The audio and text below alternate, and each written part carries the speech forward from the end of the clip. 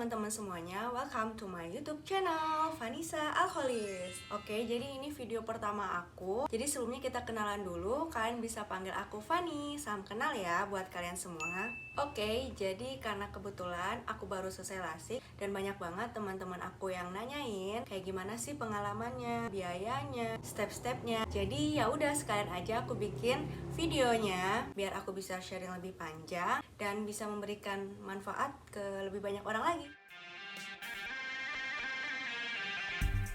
Jadi aku itu minus 6 dan sekarang alhamdulillah udah hampir 1 bulan setelah lasik aku udah bisa ngeliat normal nih teman-teman. Ya Allah, seneng banget, excited banget, serius. Kayak gimana ya, aku merasakan sensasi yang kayak nggak pernah aku rasain sebelumnya gitu loh, karena aku itu udah pakai kacamata sejak 10 tahun yang lalu. Jadi waktu pas aku SMP kelas 1, sedikit cerita ya guys ya, jadi pas SMP kelas 1 aku kan buram ya, jadi aku langsung cek nih, cek mata berapa sih minus aku, langsung -1 kayak gitu. Dan karena itu masih kecil banget nggak sih, jadi aku nggak ingat gitu gimana sih rasanya ngelihat normal, kecuali waktu pas pakai softline. Iya sih kayak lihat normal, tapi kan beda ya, kalau pakai softline tuh ada sensasi benda asing gitu dan aku kurang suka.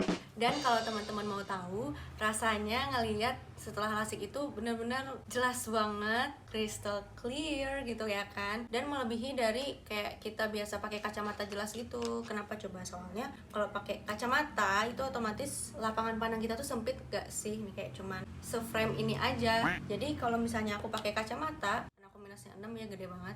Kalau misalnya aku mau melirik ke samping gitu kan nggak bisa, aku harus ngegerakin kepala aku supaya kacamatanya ngikut gitu. Kalau misalnya lihat ke samping nggak bisa, kayak harus gini gitu, kayak nggak asik deh pokoknya. Jadi teman-teman, sebenarnya aku itu lasik di bulan Februari. Jadi pas banget setelah aku sumdok atau sumpah dokter. Jadi kan aku nggak bakal ada jadwal jaga malam ataupun deadline atau tugas-tugas yang harus aku kerjakan dalam waktu dekat. Jadi kalau teman-teman mau lasik, usahakan menyediakan waktunya itu pas kalian emang lagi santai. Jangan kalian lasik terus minggu depan harus ujian atau minggu depan banyak tugas yang kalian harus banyak lihat layar. Jangan. Jadi kalau bisa, kalau kalian masih kuliah, kelarin dulu kuliahnya, atau emang pas lagi liburan atau ya pas waktu banyak waktu kosong. Soalnya nggak enak juga kan, kita nggak tahu apa yang terjadi ke depan. Kalau misalnya mata kita masih beradaptasi, otomatis kita bakalan susah dong buat ngerjain tugas, ngetik, ngeliat layar, itu bakal jadi kayak buram, nggak fokus kan, nggak asik. Oke. Tapi sebenarnya aku udah mau lasik dari bulan Januari nih teman-teman, tapi karena banyak banget ternyata pasiennya, jadi aku waiting list. Akhirnya dapat giliran di bulan Februari. Jadi pertama kali yang harus kalian lakukan itu adalah bikin appointmentnya dulu atau perjanjian sama dokternya. Karena sayang gitu loh, apalagi kalau kalian dari pulau yang jauh gitu kan, dan lasiknya itu kan di Jakarta, otomatis kalian jadi bolak-balik atau sayang tiket gitu kan. Jadi kalau kita bikin appointment, kita udah tahu nih beneran waktu pas datang bisa konsultasi dan bisa aja lasik di hari itu juga. Terus sambil nunggu jadwal aku lasik, aku ikutin rules kayak apa aja sih yang nggak boleh dilakukan sebelum kita lasik. Yang pertama, minimal kita udah lepas softline selama 2 minggu. Kalau aku sih kalau bisa selama mungkin deh sampai 1 bulan, nggak usah pakai softline dulu lah gitu kan. Apalagi ini mata, alat vital, nggak mau kan kalau kenapa-napa. Terus kalau pakai hard lens itu minimal 3 minggu. Terus sehari sebelum jadwal kalian lasik, usahakan jangan begadang supaya matanya itu nggak lelah, dan kalian juga istirahat main gadget dulu biar tekanan bola matanya juga nggak tinggi kayak gitu. Dan waktu pas operasi, kalian datang nggak usah pakai make up apapun itu, apalagi di daerah mata, karena nanti juga bakal disuruh dibersihin teman-teman. Dan kalian juga pakai baju yang nyaman aja, soalnya pas di sana pun kita bakalan ganti pakai baju oka. Jadi kan kalau pakai baju yang ribet susah juga kan buat ganti-ganti baju. Terus sedikit alasan ya kenapa aku mau lasik gitu. Siapa tahu ini bisa menguatkan tekad dan niat kalian juga kenapa memutuskan untuk lasik. Yang pertama, aku kan minus 6, dan minus 6 itu masuk ke kategori minus yang tinggi lah ya. Yang kedua, kalau aku ke kamar mandi, misalnya lagi keramas atau apapun itu, nggak mungkin kan aku pakai kacamata. Dan itu kalau misalnya aku mau ambil shampoo atau apapun itu ya buram aja gitu. Kalau mau ngambil sesuatu ya aku harus ngedeketin mata aku ke objeknya, dan itu nggak enak banget. Yang ketiga, kalau lagi olahraga, kalau olahraga pakai kacamata otomatis nggak nyaman ya kan. Terus aku orangnya juga nggak biasa gitu kalau pakai softline, paling kuat beberapa jam doang. Soalnya aku pernah sempet iritasi yang benar-benar perih banget sampai kalau buka mata tuh silau banget kan, pernah nggak sih kayak gitu? Dan aku kayak langsung trauma aja. Serem banget deh gitu. Malah kalau kata dokternya, yang lebih ditakutkan itu sebenarnya kalau kalian sering-sering pakai softland dan sampai infeksi dibanding lasik itu sendiri gitu. Terus kalau berenang juga burem dan banyak lagi gitu. Siapa tahu ada yang punya alasan yang sama, jadi menguatkan tekad teman-teman buat memutuskan untuk lasik. Terus kenapa sih aku pilih SMGI Clinic yang ada di Jakarta? Soalnya menurut aku itu lumayan strategis dan banyak juga reviewnya di Instagram, di YouTube, dimanapun itu yang setiap aku cari gitu tentang lasik yang keluar Ciputra. Terus ya udah aku pilih Ciputra gitu aja sih. Jadi kalau teman-teman bingung Ciputra SMGI Clinic yang di mana, soalnya dia ada di Jakarta sama di Surabaya. Dan kalau di Jakarta itu di Lotte Shopping Avenue, lantai 5 Ciputra World, Jakarta, di Jalan Prof. Dr. Satrio 35, pokoknya di Kuningan. Dan dia itu kliniknya di mall gitu. Aku awalnya mikir ke klinik mata itu kan kayak ke rumah sakit gitu kan, aku ngebayanginnya rumah sakit, tapi ternyata enggak guys. Jadi tempatnya itu di mall di lantai 5. Jadi kalau kalian pergi lasik itu feel-nya kayak emang mau treatment aja gitu, kayak mau ke salon atau gimana lah gitu, jadi nggak terlalu tegang. Terus akhirnya sampai juga kan aku di jadwal lasik di bulan Februari, dan aku dapet jadwal sama dokter Heru di jam 3 sore gitu. Jadi karena masih protokol COVID, jadi otomatis harus swab dulu, dan saran aku mending kalau nge-swab langsung ke Ciputranya aja sih. Lagian harganya juga sama-sama aja dan nggak ribet, langsung bisa cepet gitu dapetnya.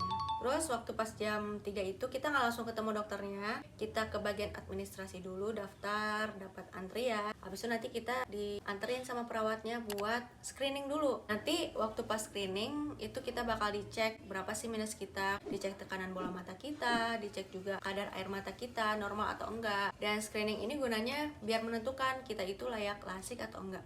Dan ini juga deg-degan banget buat aku guys. Gimana ya, kayak kita nungguin golden ticket gitu.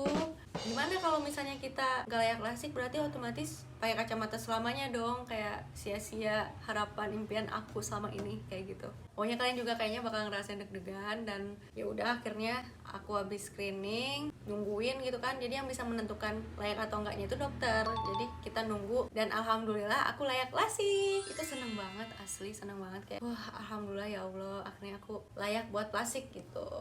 Ya udah akhirnya setelah di screening terus kita masuk ke ruang dokter. Nah di situ kita bisa tanya apapun keraguan kalian ke dokternya, kayak nanti bakal gimana sih, gimana gitu ya kan. Palingan nanti dijelasin juga sama dokternya mau pilih metode yang mana, ada relax smile, ada femtolasik dan sebagainya.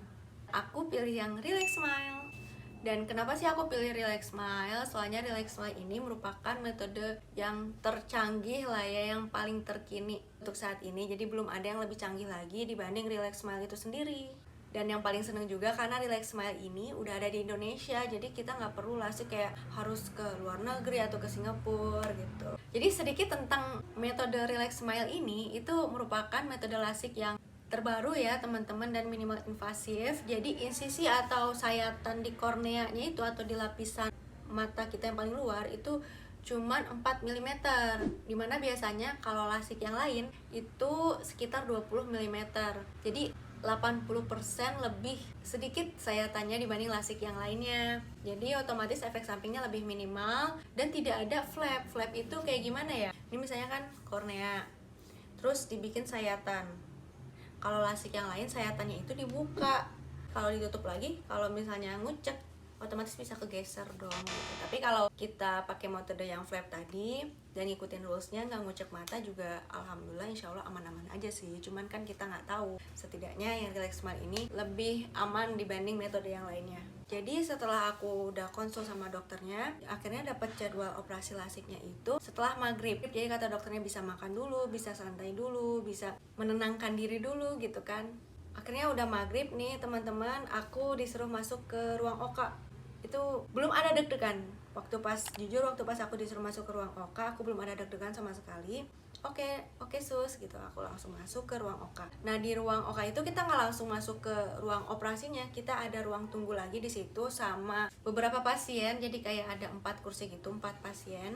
Dan di sana kita disuruh buat ganti baju OKA dulu. Akhirnya aku ganti baju OKA. Terus sambil nunggu antrian kalian bisa ngobrol sama pasien-pasien lainnya di kanan kiri gitu, biar mengurangi stres juga, bisa sharing juga. Dan nanti kalaupun udah selesai lasik, balik lagi ke ruang tunggu itu, kita bisa langsung nanya gimana perasaannya. Kita bisa benar-benar ngelihat senangnya pasien yang keluar dari OK atau bahkan tegangnya pasien yang keluar dari OK. Aku punya pengalaman macam-macam sih teman-teman waktu pas di ruang tunggu itu. Jadi ya kita harus benar-benar menyiapkan mental, karena ada pasien di sebelah aku sebenarnya udah, aku nggak tahu ya, nggak kelihatan tegangnya, emang kayak udah siap nih, bisa gitu.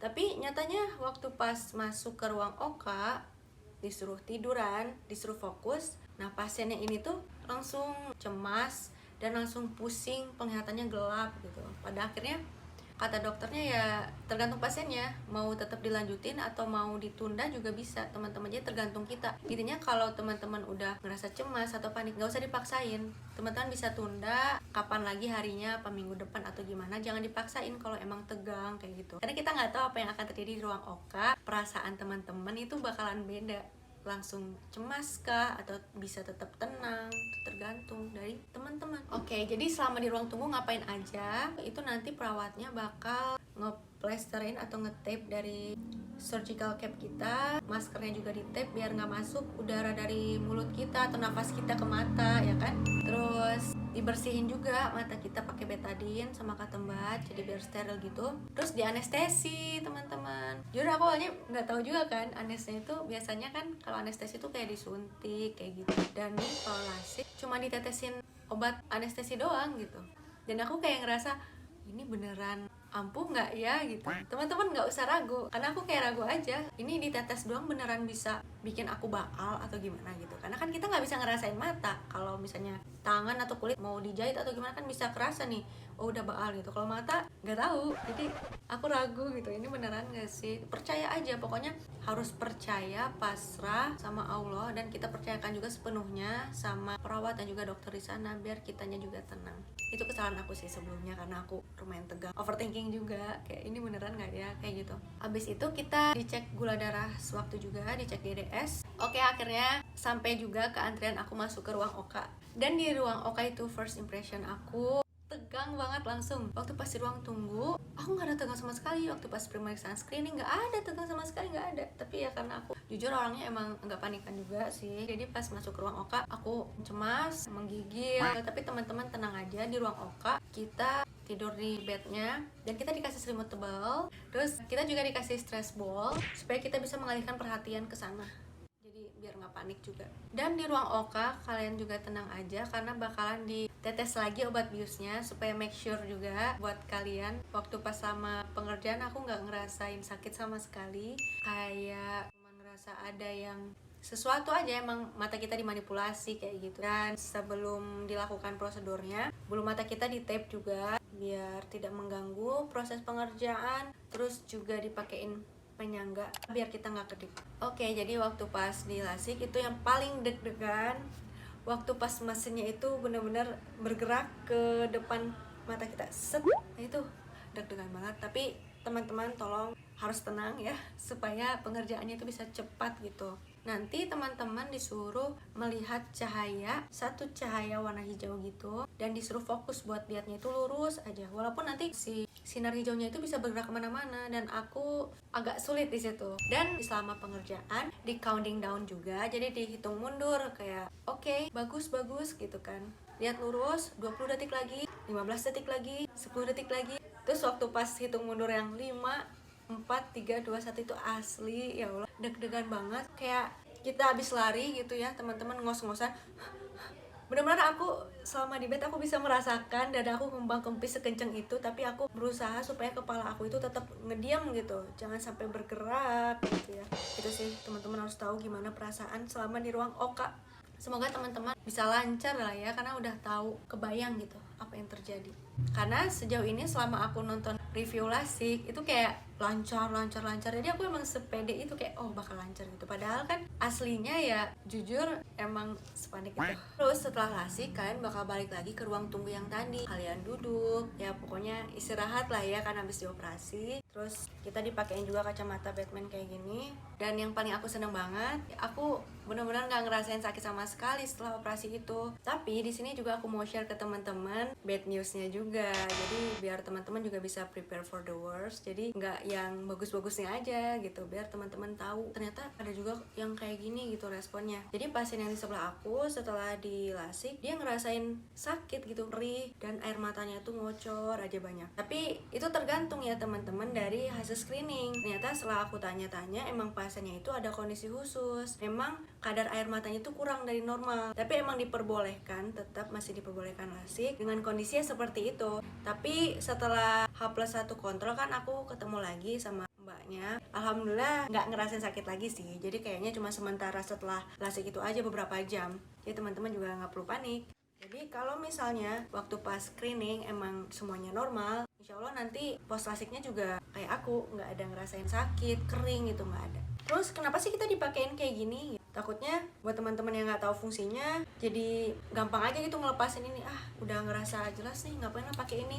Teman-teman tetap harus pakai ini semalaman, karena ini fungsinya biar melindungi dari debu, biar teman-teman nggak ngucek gitu. Kalau misalnya kita pakai ini, terus kita masih punya kebiasaan ngucek kan terlindungi, apalagi kalau misalnya lagi tidur di kamar mandi. Jadi biar mata kita nggak kena air apapun itu, biar mencegah dari infeksi. Jadi ya udah ikutin aja, patuh aja apa kata dokternya, oke?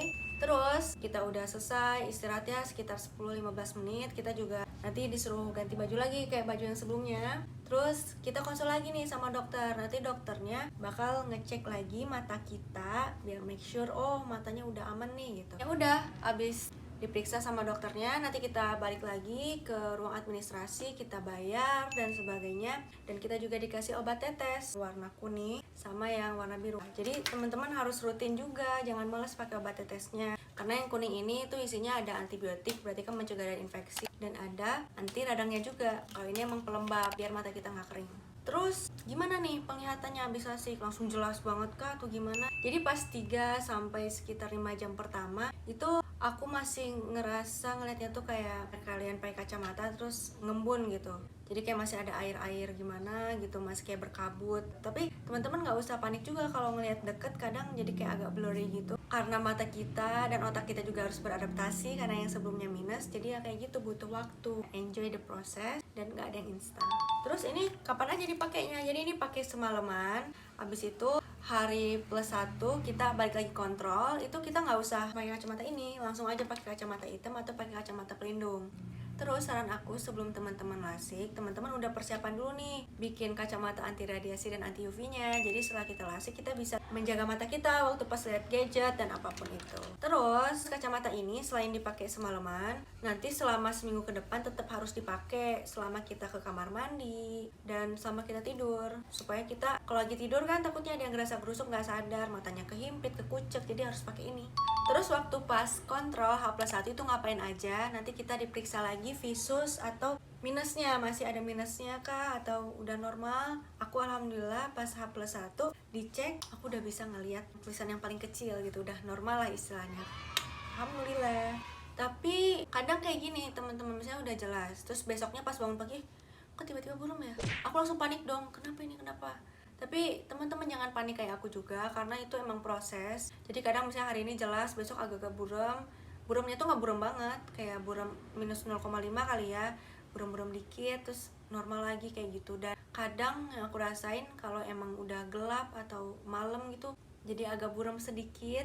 Tapi nggak apa-apa, itu mungkin emang prosesnya juga. Tapi setelah hampir sebulan kayak gini, emang udah sejelas itu kayak mata normal dan nggak ngerasain kering juga. Karena waktu pas seminggu pertama aku juga kadang ngerasain matanya agak kering tapi nggak yang bikin perih gitu, emang ngerasa aduh nggak nyaman nih, ditetes lagi. Jadi emang penting banget buat netesin obat yang pelembabnya ini juga ya teman-teman. Habis pulang saran aku juga langsung istirahat aja, tiduran, jangan keluyuran kesana kesini, apalagi di sana kan mall ya, takutnya kalian udah lihat normal langsung main kesana main kesini, nanti takutnya lelah matanya. Dan jangan main gadget langsung berjam-jam juga ya, oke?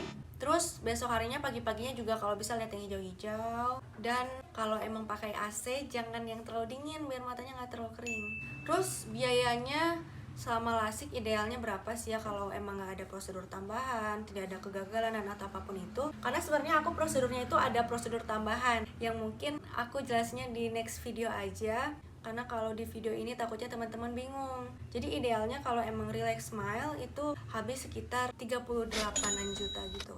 Ya sekitar 35-40 juta, oke? Oh iya, saran aku juga sebelum lasik, teman-teman usahain emang jaga kesehatan, jaga makan juga, jangan minum es atau yang pedes-pedes, maksudnya biar tidak merangsang batuk gitu. Karena selama kita di Oka itu sebisa mungkin kita tidak ada bersin, nggak ada batuk. Karena lagi di laser batuk, bayangin pasti kita bergerak dong. Jadi jangan makan atau minum yang bisa merangsang batuk. Dan jaga kesehatan juga biar nggak lagi flu atau bersin-bersin selama kita nanti di Oka. Oke deh, mungkin segitu aja dulu cerita pengalaman aku selama lasik. Dan kalau teman-teman mungkin ada pertanyaan atau ada sesuatu yang aku belum jelasin detail, teman-teman bisa langsung komen aja. Mungkin aku bakal bikin video lagi ke teman-teman tentang proses lasik aku, karena yang aku jelasin tadi itu idealnya ya, karena aku emang ada penanganan tambahan. Jadi mungkin nanti teman-teman bisa cek video aku selanjutnya insya Allah. Dan kalau teman-teman tertarik tentang perlasikan ini, teman-teman bisa subscribe channel aku dan turn on notification-nya biar nggak ketinggalan info kalau aku upload video lagi tentang lasik. Dan buat sobat-sobat minus juga, semoga video ini membantu kalian menjadi lebih yakin lagi buat lasik. Dan kalau teman-teman lasik, selamat, semoga lasik kalian lancar and good luck. Thank you very much for watching. See you on my next video. Bye bye.